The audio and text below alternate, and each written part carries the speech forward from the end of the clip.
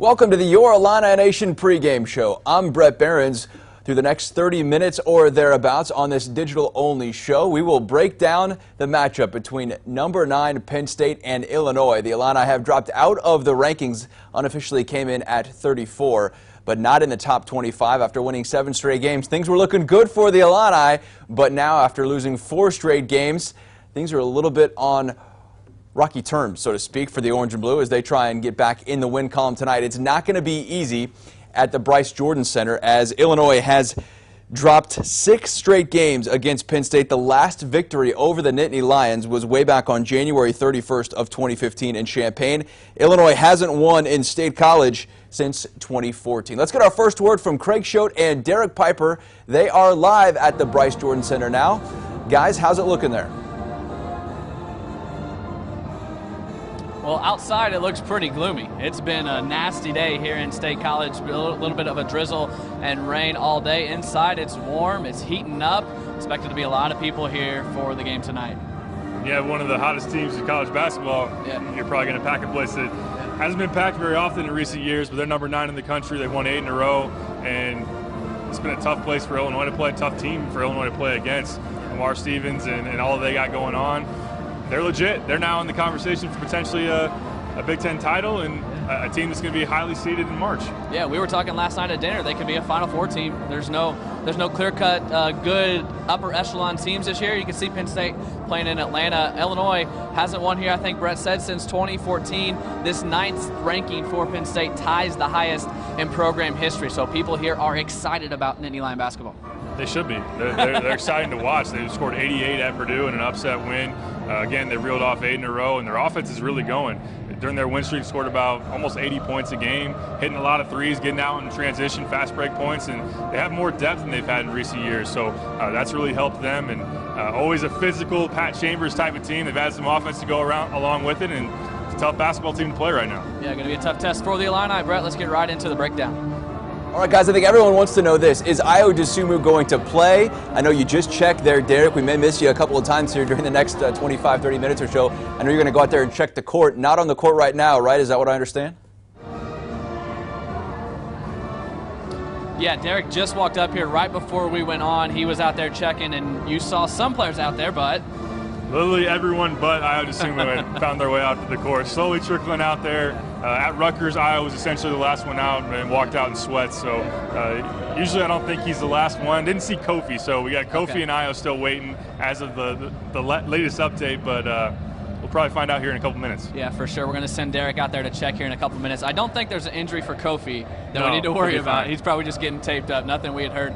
But before I came up here to set up for the show, I did catch Ayo as he entered the arena. He had some kind of bag with him, like a carry bag. He did not have his uniform bag. I stayed there for a couple of minutes. He did not have his uniform bag. I saw 3 or 4 players come in behind him pulling it looked like luggage, which is what they carry their uniforms in. Ayo did not have his. A couple other players did. So take that for what it's worth. For me, that means his uniform's not here and he's not going to play. I don't think it's a big surprise to many people after seeing that injury last Tuesday that Ayo Dosunmu is going to miss some time here.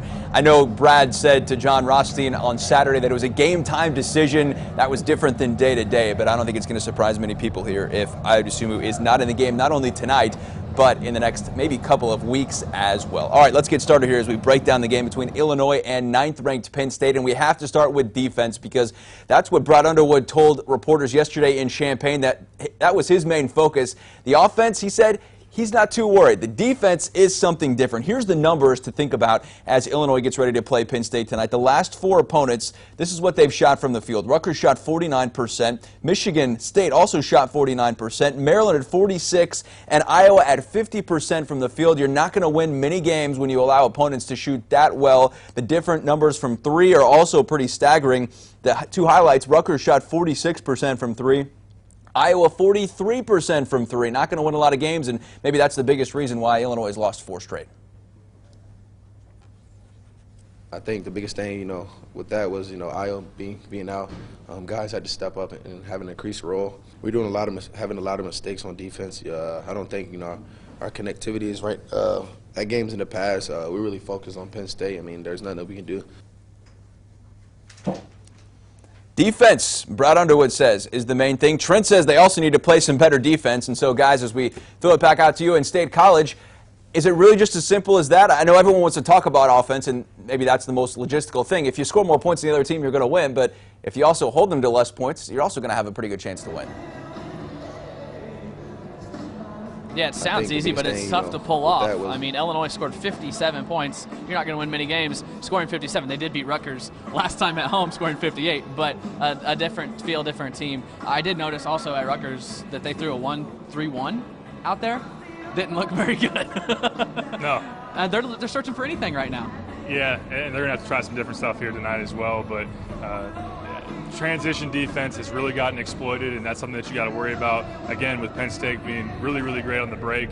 But as you mentioned, the way they're shooting right now gives you, it's tough, but back to when Illinois was winning, when they were reeling off their 7-game win streak, they're getting it done with defense, mostly defense and then closing at the end. But they were #1 in the Big Ten for a while in defensive efficiency. That was one of Rutgers' best games offensively as far as grade out goes. So that can't happen. They got to shore up their defense, be able to, of course, defend the dribble drive. That's gotten exploited a little bit, and then guard the three.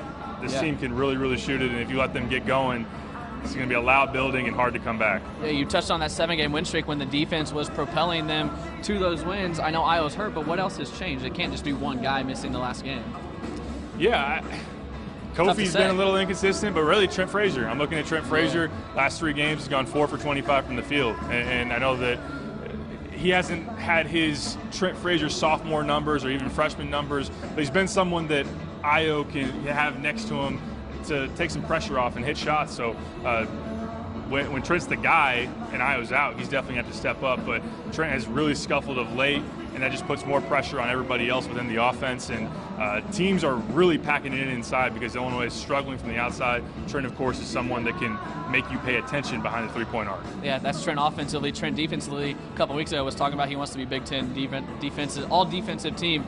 He's kind of slacking there a little bit, but he needs to pick it up, especially today against Penn State. Brett, we'll send it back to you for now. I'm going to go have Derek check the court to get an Io update here right now. All right, we're on Io watch here on the Your Illini Nation pregame show. Thanks to everyone tuning in on our website, WCIA.com, also our WCIA3 mobile app and Facebook Live, as well as we're getting set for tip-off 5:30, so a little bit more than an hour here. About 70 minutes from now, Illinois takes the court at #9 Penn State.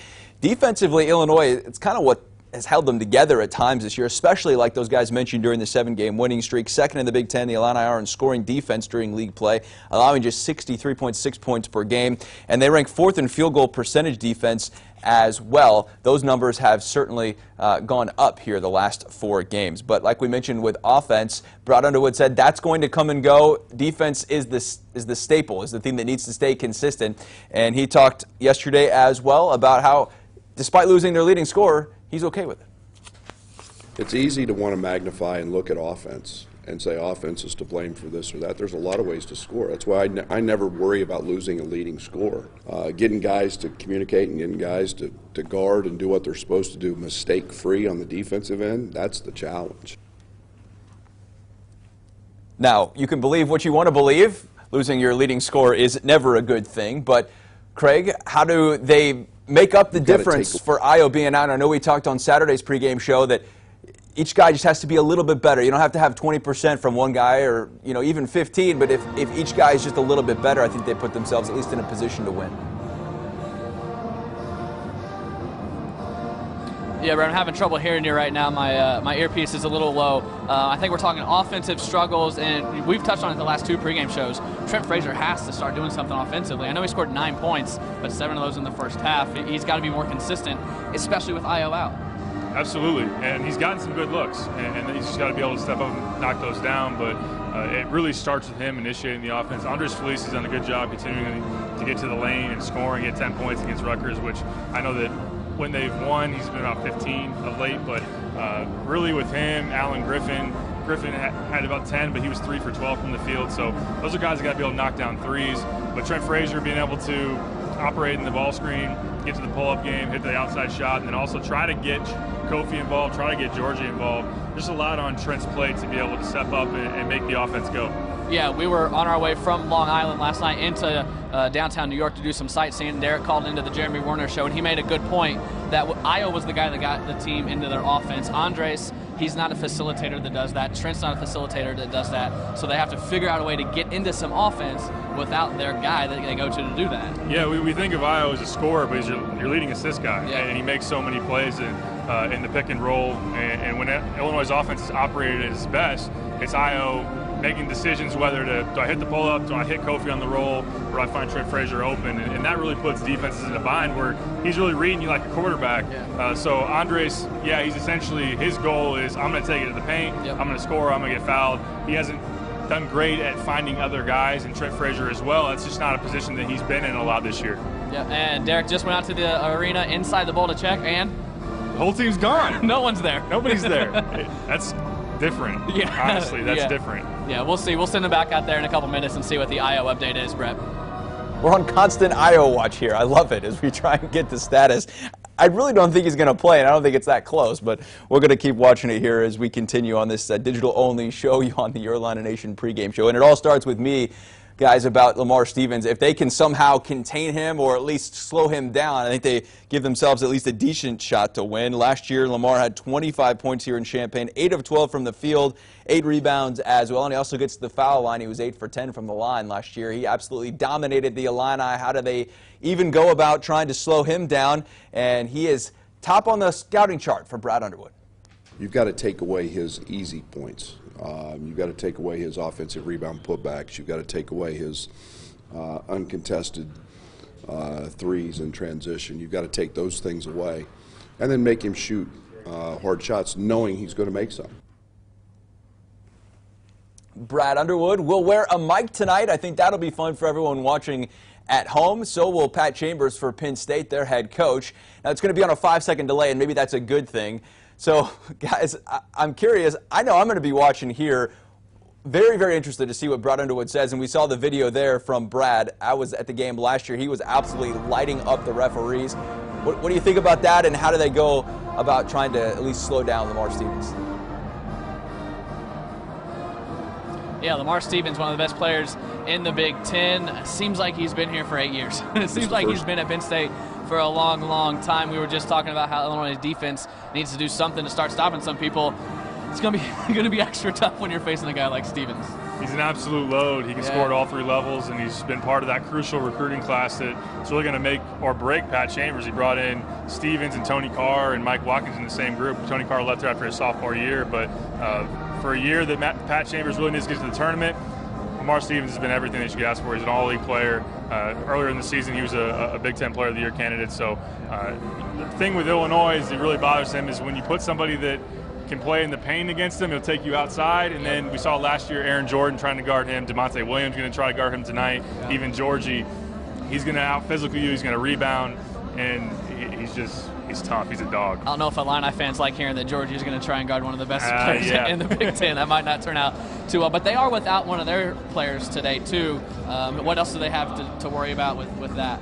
Yeah, Myron Jones is out with an illness. He's missed now the past 4 games. Very good shooter. Their second leading scorer. Shoots about 42% from 3. But Penn State has shown of late they have a lot of other guys that can make shots. Jamari Wheeler, their point guard. He doesn't take a ton of them, but he's very quick off the dribble, and he can knock down the open one. Miles Dredd has stepped up. A sophomore wing has been pretty good for them. Isaiah Brockington is a transfer that is now eligible this year. He's been good. And Mike Watkins is really an X factor. He doesn't even start for them of late. He's played well against Illinois during his career, but when he's locked in and playing really, really well, he's a very good rim protector. He's on the glass, and he's going to score inside. You hope that he's not drawing fouls on Kofi tonight. Yeah, Brett touched on the Fox All Access aspect of today's game. Part of me wishes that we weren't covering the game so we could see that. It's going to be very entertaining, and I second what Brett said. Good thing there's a 5-second delay, because I'm not sure if you want a live mic on Brad Underwood during a game. Well, guys, that's the fun thing, too, because when we're sitting on the sideline, I know Derek in Media Row a lot of times can hear us, but Craig and I are on the sideline. We can hear what's being said, especially when they're not in the huddle. When Brad's yelling stuff at the refs, you can hear a lot of that stuff, and I'm not sure it's PG-13 even content there, Craig. Yeah, again, I'm having trouble hearing you, Brett, but I think we're still talking about the Fox All Access, how we can normally hear some of the stuff that Brad says anyways, so he doesn't even necessarily need a mic. What do you think of this aspect tonight of the Fox All Access? I think it's a really cool idea. Yeah. I'm surprised that they got Brad Underwood to agree to it, but of course we'll see how versatile Fox Sports is as far as putting the bleeps in there or deciding what to use. But this is a guy that's very colorful, very intense, and it'll be really interesting. Yeah, if you watch any of the rebooted XFL, very similar to what they do. All of their coaches now have live mics, so Fox trying to piggyback off of the XFL. Well, can you believe that? I absolutely love it. Hey, the more access fans can get, and us in the media, I think that's all positive. All right, we're continuing here on the Your Illini Nation pregame show. Let's talk about Tevian Jones. And after missing the first 8 games this season, he also did not play in 5 other games. He's been back and played a season-high 19 minutes at Rutgers on Saturday, 2 of 8 from the field. He made a couple of shots. The first time he'd made more than 1 field goal all season. And I think he's earning some more trust from Brad Underwood. Kipper Nichols' minutes were way down. And Underwood talked yesterday about how he's continuing to develop. And after that suspension earlier this year, an academic suspension, it took him a while to get going. He did not appear in his first game until December 14th. It was the first time he's had extended minutes. I think there were some positive plays. He ran down and blocked a shot. He got an offensive rebound or 2. I think there's, as those minutes continue to settle in, we've got to find consistency on the defensive end. There's no doubt about that. And that's the, those continue to be areas that he's got to continue to grow in. Not only did Tevian Jones see more minutes in the game, Kipper Nichols saw less. We did see a change in the starting lineup as well. After 16 straight games with the same starting lineup, Illinois went 10-6 in that stretch. Underwood decides to change it up, in part because of Ayo Dosunmu's absence. After he went down against Michigan State last Tuesday, they had to make a change on Saturday at Rutgers, and so in came Andres Feliz. Georgi Bezhanishvili also went to the bench. After 57 straight starts, he did not start a game on Saturday at Rutgers. Underwood said it was all about getting a different feel and letting Georgi see the game from the bench for the first couple of minutes before checking in, and the mindset seemed to have worked. I was really pleased with Georgi's effort in terms of getting on the glass. In the prior game, he didn't get a rebound, and he had 7 the other night, and was very focused on that end, and maybe not. Be emotionally a little flatter, if that can be the case in his case, to start a game, let him see it, let him get a little feel for it and flow, and he liked that. Now, that doesn't mean he's not going to go back in the starting lineup, or we'll continue to monitor that and visit with him about that. But I loved his effort. I thought he was a tremendous positive on Saturday. I thought it was, we got to get more shots, and his jump hook was falling, and we've got to continue to find ways to get him the ball down there.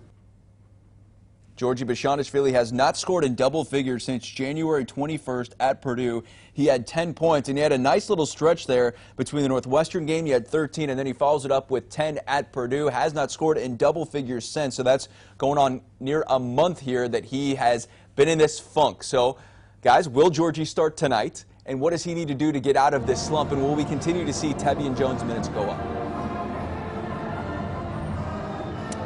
Well, hold on just a second. We don't know about the starting lineup. Ayo Dosunmu did go through shoot-around, it sounds like. He's been working out, and you just got word from the university that he's warming up, and if he continues to respond well, he will go tonight. Wow. So Ayo still, I guess, legitimately a game-time decision. We could see Ayo. How surprised are you?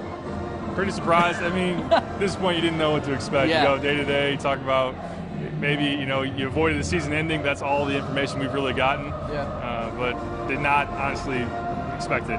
Yeah, I mean, this whole situation haven't given a good read on what they're dealing with or what they're going to do. I know you just went out there to see. Was he out there just now? Nobody's still out there right now. Still nobody out there. All right, we're going to send him back out. Maybe they're out there now and he can stay and watch a little bit to see how Ayo's moving for us. But Brett, I already forgot what we were talking about, starting lineups or something, but Ayo might go. Okay. I think that trumps everything, that Ayo might go. Is some breaking news here on the Your Illini Nation pregame show that Ayo Dosunmu at least out warming up. That's progress from what we saw from a week ago when he went down in the last play of the game. And what looked to be a horrific injury, many thought ACL, out for the rest of the year. And now he's trying to give it a go. So with that starting lineup change, if Ayo does not start, I don't know if many expect him to start after coming off of the injury.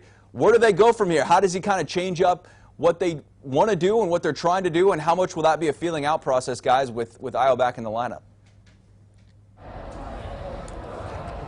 Yeah, you're stuck with me for just a second. I sent Derek out. I want to know how Ayo's looking, so I'm going to send him out there since we're not allowed to be in there during warm-ups to see what he sees from Ayo. But I kind of agree with what you said, that if he's good enough to play, why throw him into the starting lineup? Once again, okay, here's Derek.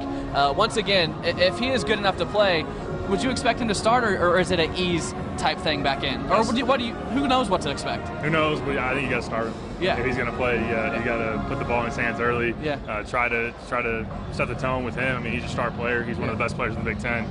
He's been the reason you've been able to go on the road and win. You think about his shot against Wisconsin. He had 18 and 11 assists at Purdue, and then against Michigan, he was dominant wire to wire. Again, we don't know that Ayo's going to be 100%, yep. But if he is close to that, I think you put him on the floor and see what you can get. They still in the locker room, or are they out there? Nobody's out there. Oh my God. Still in the locker room. They're just playing it coy. They're just not going to warm up until tip. They're just not going to come out in uniform, apparently, until tip off, but we'll keep you updated. We'll say Ayo, something does happen. We're just talking hypotheticals here. Does Georgie come off the bench again? Is it the same lineup as last time?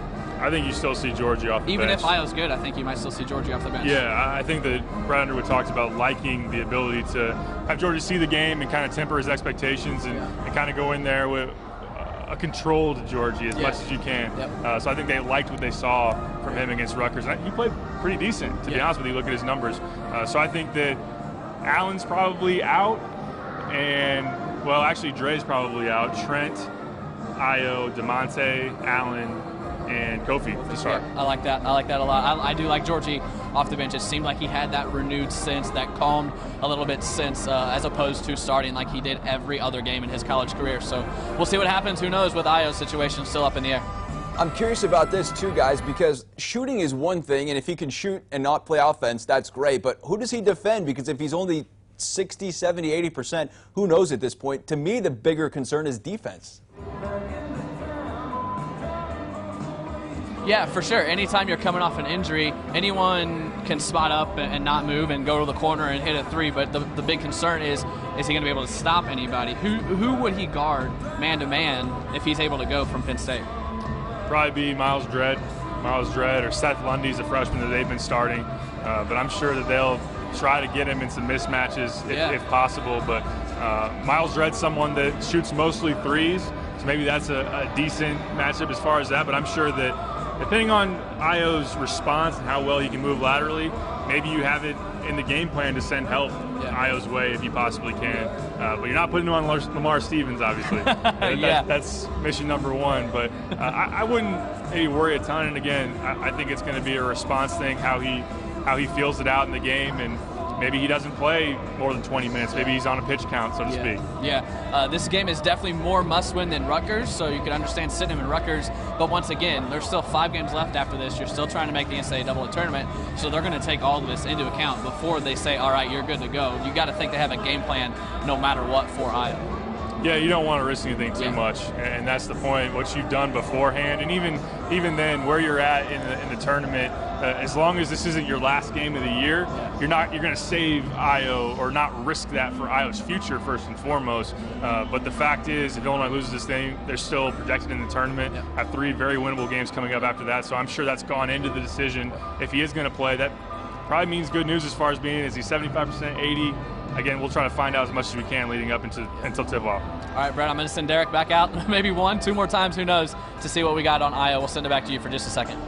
Okay, sounds great. Derek, let's get an update on him. Maybe they're just playing a little gamesmanship here, not coming out on the court to let Penn State know what their plans are here and if Ayo is going to play. But to me, it's certainly considerable news that Ayo Dosunmu is at least warming up in State College tonight. We got about 5 minutes left here on the Your Illini Nation pregame show, and Craig caught up with Andre Curbelo Earlier this week in Long Island, both Craig and Derek went out there and kind of parlayed a good East Coast trip with some recruiting news as well. And so while Derek's going back out there, Craig, give me your at least general thoughts about what you took away most from Andre Curbelo.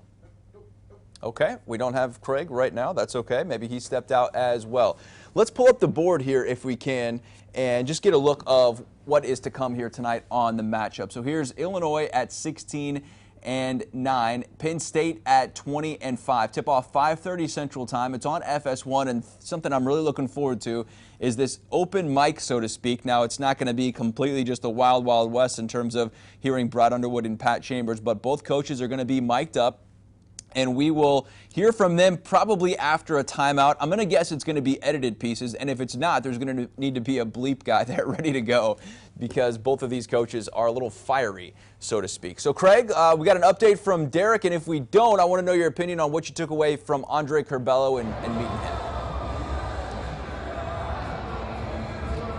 Yeah, Derek's still out there right now, which makes me think that something's happening. Maybe the team's on the court. He's probably got his phone out tweeting. He'll come around the corner here in a second and give us whatever he sees. But Andre Curbelo, a great kid. From everybody that we talked to, he's got a good head on his shoulders. The connection to Illinois is Orlando Antigua played professional ball with Curbelo's dad, so the families know each other really well. He is what you want in a point guard, as Derek comes in. We're talking about Andre Curbelo. So real quick, before we get to Io, what's your takeaways on Andre? We both did stories on him and the people that surround him. He means a ton to a lot of people. He's going to mean a lot to people at Illinois, and just someone that, from a character standpoint, from leadership, obviously very, very talented. And there's been a lot of conversation about missing McDonald's All-American game and just not getting enough love nationally. The people that are close to him and the people that know him in the basketball community, a lot of recruits are going to be able to look up to him, and they know he's a winner. They know he's a guy that gets people the ball, can facilitate, and they're coming off 2 huge wins, being top 15 teams in the high school scene. So great to talk to him, to talk to one of his coaches. I talked to his head coach last night in the hotel room, and you've had a lot of coverage. I've had some, so it's been fun, and he's a very high-level player. Yeah, Illini Nation already loves him. I tweeted out a picture of him at the Rutgers game, and it got 700 likes on Twitter of a kid just sitting there, so people really like him. What do you got on Io? Did you see anything? He's out there. He's moving really well. He's cutting hard. He's going to the basket, stop and pop threes. He looks like he's all indications he's going. He's in uniform. He's going. Wow. When you saw that play against Michigan State, you immediately think the worst. The knee, it did not look good. So less than a week, exactly a week later, he's in uniform in warm-ups. It looks like I would assume he might be in uniform for the Illini tonight.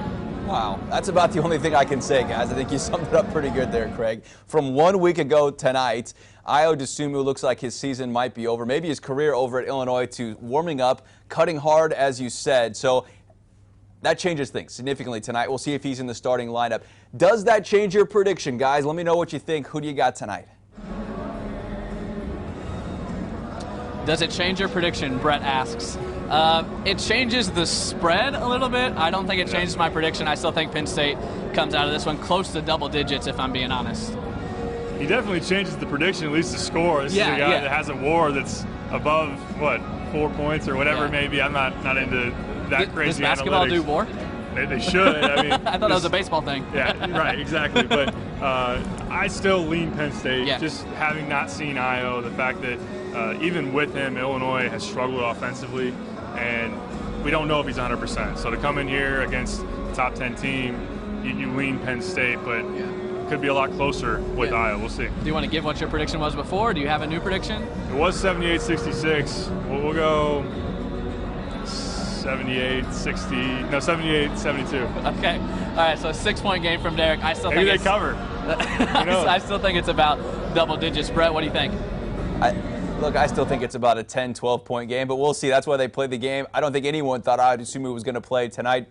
We'll see what he can suit up and do. Guys, thanks so much for your coverage there tonight in State College. It's the first time we've taken the Your Illini Nation pregame show to Penn State, and we will look for your coverage coming up tonight at 10. Also on Illini Inquirer, make sure to check out Derek Piper's content there. Thanks so much for watching. The game tips off at 5:30. Looks like Ayo Dosunmu might go as we take one more look here at the board. If Io does play tonight, even if it's not in a starting role, even if he only plays 15 minutes, I think that significantly changes the possibilities for tonight as Illinois looks to avoid losing its 5th straight games. For Craig and Derek, I'm Brett. Thanks so much for watching. We'll see you next time here on the Your Illini Nation Pregame Show.